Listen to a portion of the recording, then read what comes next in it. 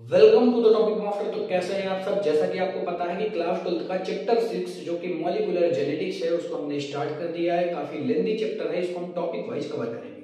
पिछले कुछ लेक्चरों में हमने कवर किया इंट्रोडक्शन को, न्यूक्लियोटाइड को। आज हम देखने वाले हैं डीएनए स्ट्रक्चर को। न्यूक्लियोटाइड में हमने देखा किन कंपाउंड से मिला होता है, बीच में न्यूक्लियोसाइड बनता है, उसका स्ट्रक्चर क्या होता है, इसके बाद न्यूक्लियोटाइड का स्ट्रक्चर क्या होता है। बहुत ही डिटेल में इस लेक्चर को हमने कवर किया था और बहुत ज्यादा इंपॉर्टेंट हो जाता है क्योंकि हम न्यूक्लियोटाइड को बोलते हैं द यूनिट ऑफ डीएनए। जिससे डीएनए मिलकर बना होता है वही है न्यूक्लियोटाइड। अगर आप ये नहीं समझ पाएंगे तो आगे की चीजें समझने में आपको थोड़ा सा मुश्किल होगी। ठीक है, तो चलिए फिर स्टार्ट करते हैं आज के इस लेक्चर को। देखते हैं डीएनए स्ट्रक्चर। डीएनए स्ट्रक्चर हम स्टार्ट करें, डीएनए स्ट्रक्चर को हम देखें उससे पहले हम हिस्ट्री जान लेते हैं कि भाई डीएनए स्ट्रक्चर की परिकल्पना आती कहां से है। जितने भी डीएनए आप देखते हैं सामने आपको दिख भी रहा होगा, ये जो डीएनए है ये है डबल मॉडल वाला डीएनए। ये डबल मॉडल वाला डीएनए आया कहां से? तो देखिए, सर्वप्रथम जब भी आप बायोलॉजी को पढ़ते हैं तो बायोलॉजी में अक्सर तो साइंटिस्ट देखने के लिए मिल जाते हैं कि डीएनए को देखा किसने था, डीएनए का नाम किसने दिया था। कोई भी चीज को देखा किसने, नाम किसने दिया, ये दोनों चीजें अलग अलग अक्सर हो जाती हैं। यहाँ पर भी ऐसा ही देखने के लिए मिल रहा है। अगर मैं बात करता हूँ सर्वप्रथम डीएनए को खोजा किसने था तो फ्रेडरिच मिस्चर थे। लेकिन सर्वप्रथम डीएनए का नाम किसने दिया था तो जेकेरिच नामक साइंटिस्ट थे। ये दोनों अलग अलग साइंटिस्ट हैं। देखिए, ये जो मैं हिस्ट्री बता रहा हूँ बहुत इंपॉर्टेंट है। क्वेश्चन आ चुके हैं, नीट में आ चुके हैं।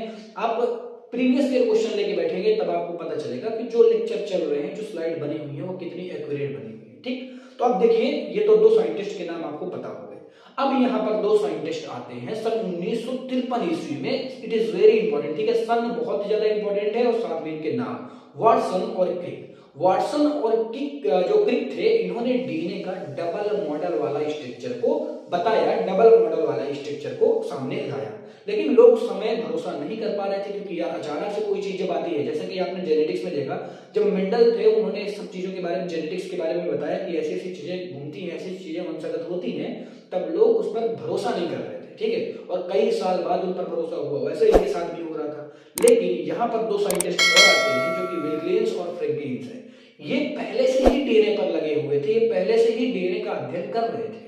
जब इन्होंने 1953 ईस्वी में वाटसन और क्रिक ने अपना डीएनए वाला मॉडल दिया, तब इन साइंटिस्ट ने उस मॉडल का अध्ययन किया। किस विधि द्वारा या किस विधि द्वारा उन्होंने अध्ययन किया था तो एक्सरे क्रिस्टलोग्राफी द्वारा उन्होंने इसका स्टडी किया और बताया कि जो डीएनए का ये डबल मॉडल जो इन्होंने दिया है बिल्कुल एकदम से सही है। क्योंकि ये बड़े साइंटिस्ट थे तो लोग इस बात को अच्छी तरीके से मानने लगे और आज जो हम डीएनए पढ़ते हैं वो इसी के अनुसार पढ़ते हैं। ये ऐसा माना जाता है कि जो डबल मॉडल बनाया गया है वो एकदम से सही है क्योंकि बहुत सारी चीजें हमें इससे जानने के लिए मिली। जेनेटिकल बीमारी जो होती है उसको कैसे हम दूर कर सकते हैं, डीएनए को कट करना, ये सारी चीजें आप पढ़ेंगे भी आगे 12th में। तो ये सारी चीजें हो पाई इसलिए क्योंकि डीएनए का मॉडल हमारे पास आता है। ये बात समझ में आ गई। अब देखिए, सन 1953 ईस्वी में इन्होंने मॉडल दिया था, लेकिन क्वेश्चन यहां से भी आता है कि सन 1962 ईस्वी में इन दोनों को नोबेल प्राइज से सम्मानित किया गया क्योंकि इन्होंने बहुत बड़ा काम कर रखा था। ठीक है, दोनों साइंटिस्ट जो थे, दोनों ईयर हैं, ये दोनों ईयर बहुत ज्यादा इंपॉर्टेंट है और दोनों साइंटिस्ट के नाम भी बहुत ज्यादा इंपॉर्टेंट है, आपको याद रखना है।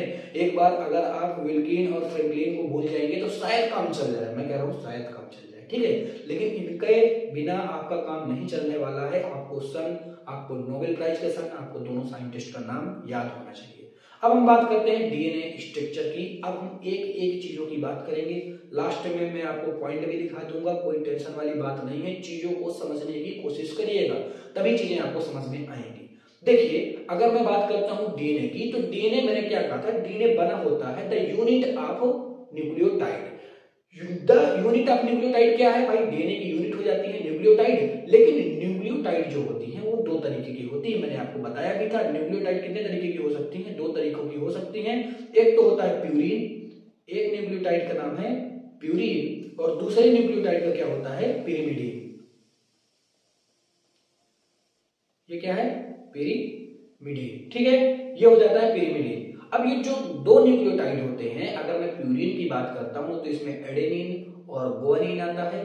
लेकिन अगर मैं इसकी बात करता हूं इसमें थाइसिन आता है, इसमें यूरेसिल आता है, इसमें साइटोसिन आता है। ठीक है, जो यूरेसिल होता है वो केवल और केवल आरएनए में पाया जाता है और जो साइटोसिन होता है वो डीएनए में पाया जाता है। यही दोनों में क्या कर देता है, अंतर कर देता है। इतनी सारी चीजें मैंने आपको पहले भी बताई थी। मैं अभी यहाँ पर क्यों बता रहा हूँ, क्योंकि डीएनए स्ट्रक्चर में आप इसी चीज को देखने वाले हैं, ठीक है। अगर मैं बात करता हूँ डीएनए स्ट्रक्चर की, तो यूनिट देखिए, ये क्या हो गई, ये पहली यूनिट हो गई, ये इसकी सेकंड यूनिट हो गई, ये इसकी थर्ड यूनिट हो गई। ये यूनिट है किसकी, न्यूक्लियोटाइड की। लेकिन अक्सर जो न्यूक्लियोटाइड होता है वो एक तरफ, मतलब डीएनए के दो स्ट्रैंड होते हैं, ये तो पहला स्ट्रैंड हो गया और ये दूसरा स्ट्रैंड हो गया।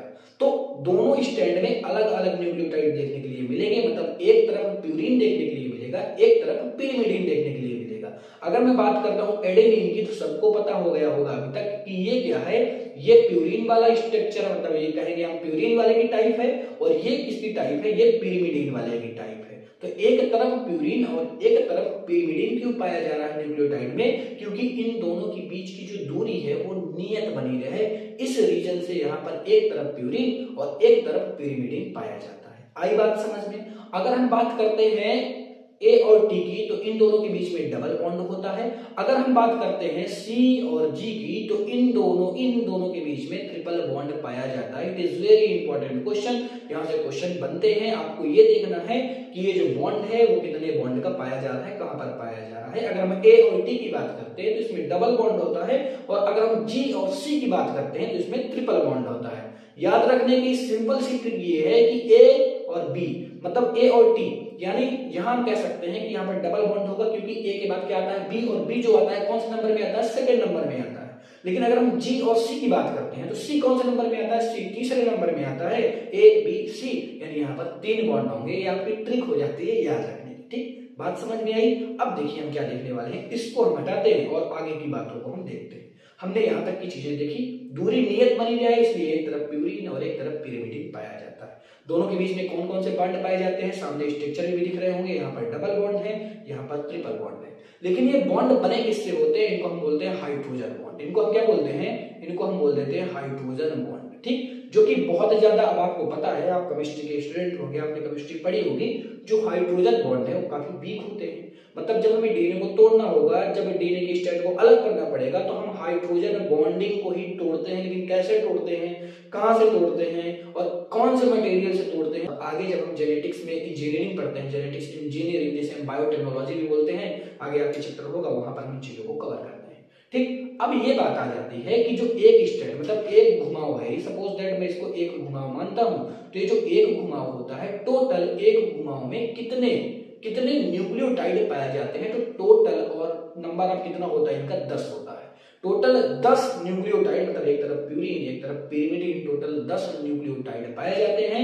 और अगर एक घुमाव की दूरी की बात करता हूं मैं, यहां पर अगर हम बात करते हैं इस घुमाव की दूरी की, सपोज दैट ये घुमाव है, तो इस घुमाव की पूरी दूरी कितनी होती है, यानी मैं कह सकता हूं इसकी पूरी दूरी कितनी होती है, तो इसकी दूरी होती है 20 एंगस्ट्रॉन। कितनी होती है, 20 एंगस्ट्रॉन होती है।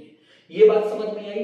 लेकिन अगर हम बात करते हैं एक न्यूक्लियोटाइड से दूसरे न्यूक्लियोटाइड की दूरी कितनी होती है, अगर हम बात करते हैं, एक तो न्यूक्लियोटाइड ये हो गया, दूसरा न्यूक्लियोटाइड ये हो गया, इन दोनों की दूरी कितनी होगी, तो इनकी दूरी होती है 3.4 एंगस्ट्रॉन। कितनी होती है, 3.4 एंगस्ट्रॉन होती है।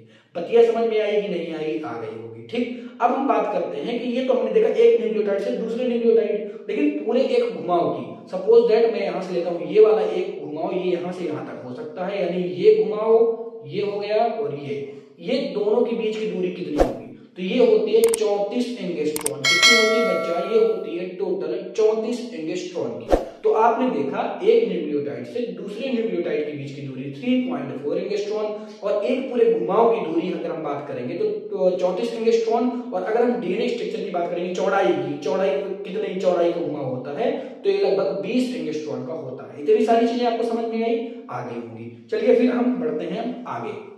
हाँ, एक चीज और, इसको हम क्या बोलते हैं, एक घुमाव से दूसरे घुमाव के बीच में जो दूरी है, इसको हम क्या बोलते हैं, इसको हम बोलते हैं हेलिक्स लेंथ। क्या बोलते हैं, इसको हम बोलते हैं हेलिक्स लेंथ, ठीक। ये एक इंपॉर्टेंट बात थी, सारी बातें मैं आगे आपको लिख भी दूंगा। अभी केवल और केवल चीजों को समझना है ताकि कोई भी प्रॉब्लम आपको ना हो। इतनी बातें आपको समझ में आई क्या, आ गई होंगी। इसको मैं हटाने जा रहा हूं, आप अपने अपने नोट्स में लिखना चाहें तो एक बार स्क्रीनशॉट इसका ले लीजिए, ठीक है। तब तक वेट करता हूं मैं, ले लिया, चलिए हटाते हैं। अब हमने इतनी सारी चीजें देख ली। अब बात ये आती है भैया, जो हमने डीएनए के 2 स्टैंड बताए थे, जिसे मैंने कहा था कि ये पहला स्टैंड है और ये दूसरा स्टैंड है, इसमें जो फास्फोडाइस्टर बॉन्ड की दिशा होती है दोनों में एकदम विपरीत होती है।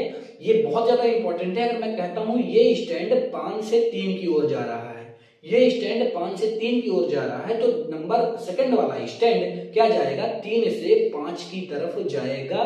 फास्फोडाइस्टर बॉन्ड की दिशा जो होती है हमेशा विपरीत होती है। ठीक है, समझ में आया। अगर एक 5 से 3 है तो दूसरा 3 से 5 होगा, जस्ट इसके अपोजिट। बात समझ में आ गई। चलिए फिर आगे देखते हैं। इतनी बातें समझ में आ गई होंगी आई होप आपको। अब हम देखते हैं कि ये डीएनए जो घूम रहा है, अगर आप देखेंगे तो आपको घूमता हुआ डीएनए थोड़ा सा दिखेगा।